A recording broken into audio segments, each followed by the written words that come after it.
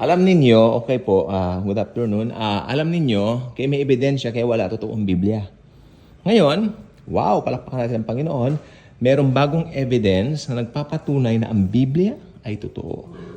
Kaya merong ebidensya kaya wala, I believe.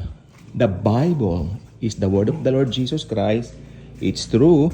And ang Biblia, ang atin pong giya o gabay sa bawat araw ng bawat tao. Lahat ng tao dapat may Biblia. Lahat ng tao dapat nagbabasa ng Biblia.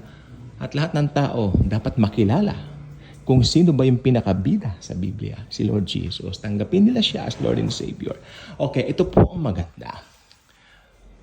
Yung mga archaeologists, nakita na po nila yung asawa ni Lot na naging asin.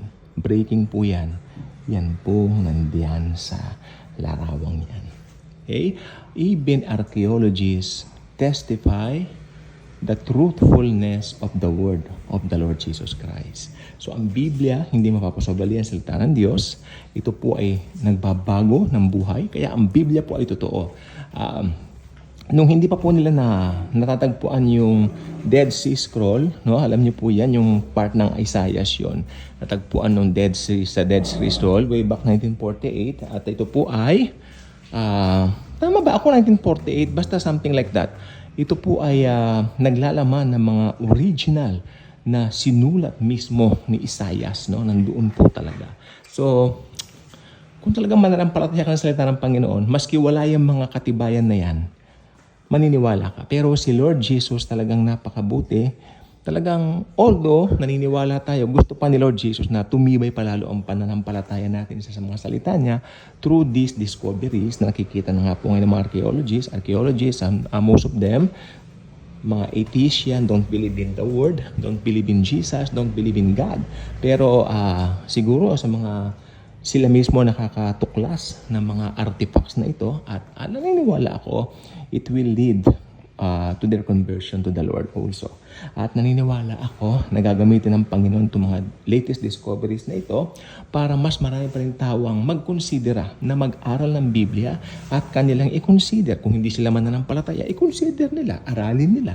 At kung naniwala na sila sa Biblia, tanggapin na nila si Jesus bago man lang dumating pa yung rapture. I believe, end times lang talaga, yung mga discoveries na yan. Yan po yung asawa ni Lot ng, alam mo yung kwento sa Sodom at Gomorrah, di ba, gumanon siya. Sabi, huwag siyang lilingon. So, maybe there were some belongings na talagang hindi niya maiwan-iwan.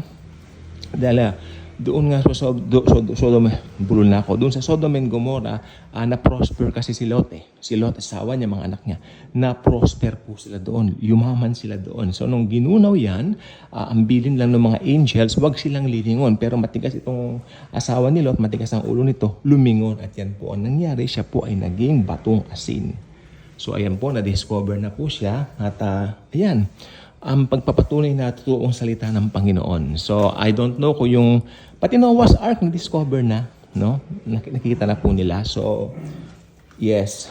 Nakita ko sa YouTube yan no? So, talagang pinapakita na nga pong lahat ng Lord na totoong salita niya. Amen? So, mapanghahawakan natin ang mga salita niya. Kung may problema ka, may unos sa buhay mo, Jesus is the answer. Jesus is the answer. Jesus is alive forevermore. Hindi nagpabago. The same yesterday, today, and forever. Okay? At tayo po ay masaya na makita, na nakikita natin yung mga nababasa lang natin. So yan, tinititigan ko nga kanina, ito pala yung asawa ni Lot ng bato. Talagang nakita mo yung bato, nakita mo yung asin na yan, di ba talagang nakalingon pa? So talagang proven yan, no?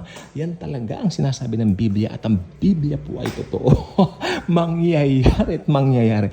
Lahat ng inihula nito dahil ito ay katotohanan. Anong sabi ni Jesus? I am the way, the truth, and the life. No one cometh to the Father but by me alone. Diba? Sino ba si Jesus? Siya po ay the Word. In the beginning was the Word, and the Word was with God, and the Word was God. 14. And the Word became flesh and dwelt among us. Sino siya? Si Lord Jesus Christ. Amen. So, totoo, si Jesus, dahil totoo ang Biblia. Ang Biblia ay si Jesus ay ang Biblia.